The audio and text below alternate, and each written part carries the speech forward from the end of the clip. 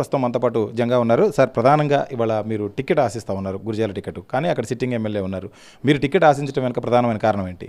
ఇప్పుడున్నటువంటి శాసనసభ్యులు 2014లో పార్టీలోకి రాలేదు. 2019 సంబంధించి సంవత్సరాల ఎలక్షన్లో పార్టీలో తీసుకోవడం జరిగింది.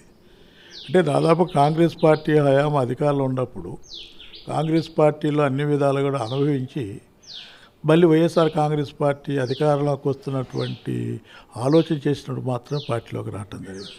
పార్టీ పెట్టక ముందు సంబంధించి కూడా నేను వైఎస్ఆర్ కాంగ్రెస్ పార్టీలో ఉన్నాను. అంటే వైఎస్ఆర్ కాంగ్రెస్ పార్టీలో కానివ్వండి, జగన్మోహన్ రెడ్డి గారు అమ్మట కానివ్వండి, నేను వెళ్ళటానికి కారణం పదవులు ఆశించో, లేకపోతే ఆర్థికపరమైనటువంటి వెసులుబాటు కోసం, లేకపోతే ఏదో దుర్దేశంతో నేను వెళ్ళా. అప్పుడు ఎవరు రాలేదు కూడా. ఈరోజు వైఎస్ఆర్ కాంగ్రెస్ పార్టీకి సంబంధించి సామాజిక న్యాయం కోసం, సామాజిక సాధికారత కోసం పనిచేస్తుంది కాబట్టి 4 పర్యాయాలను బీసీకి ఇచ్చిన సీటు మా సీటుకు సంబంధించి నాకు ఇవ్వండి అనే పరిస్థితి అడగట్లో న్యాయం ఉంది, అర్హత ఉంది. కాబట్టి వైఎస్ఆర్ కాంగ్రెస్ పార్టీని అడుగుతున్నాను నేను. అంటే మీరు ఇవాళ చాలా అంశాలు ప్రస్తావిస్తూ ఉన్నారు.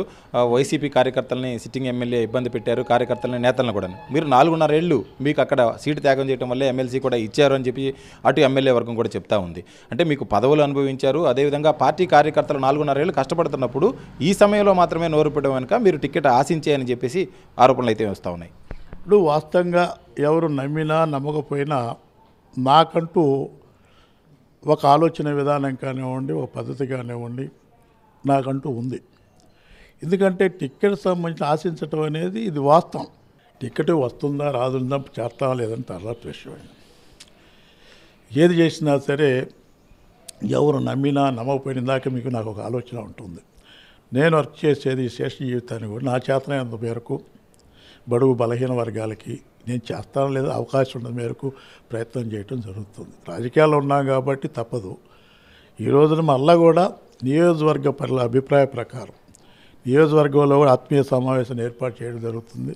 నియోజకవర్గం అంటే 65 గ్రామాలకు సంబంధించినటువంటి కార్యకర్తలకు సంబంధించి కానీ, అభిమానులకు సంబంధించి కానివ్వండి, నాతో కలిసిమెలిసిన సహచరులకు సంబంధించి కానివ్వండి, మా అందరూ కలిపి ఒక ఆత్మీయ సమావేశం ఏర్పాటు చేసుకొని ఆ సమావేశంలో మా కార్యకర్తలు, అభిమానులు, బయట పెద్దలు, రాష్ట్ర వ్యాప్తంగా ఉన్నటువంటి పెద్దల యొక్క అభిప్రాయం, మా అభిమానులకు సంబంధించి కానీ, సంఘాలకు సంబంధించిన అభిప్రాయం కానివ్వండి, నియోజకవర్గ పల్నాడు ప్రజల అభిప్రాయం కానీ తీసుకొని ఒక నిర్ణయం చేయడం జరుగుతుంది. అంటే గతంలో మీరు టీడీపీలో ఉండి మొట్టమొదటిగా అక్కడున్న స్థానిక నాయకత్వంతో ఇబ్బందులు పడుతూనే కాంగ్రెస్కి కానీ, వైసీపీ కాంగ్రెస్కి కానీ రావడం జరిగింది. మరలా తిరిగి ఇటువంటి పరిస్థితుల్లో అక్కడికి వెళ్తే ఇమ్మడగలను అనుకుంటున్నారా?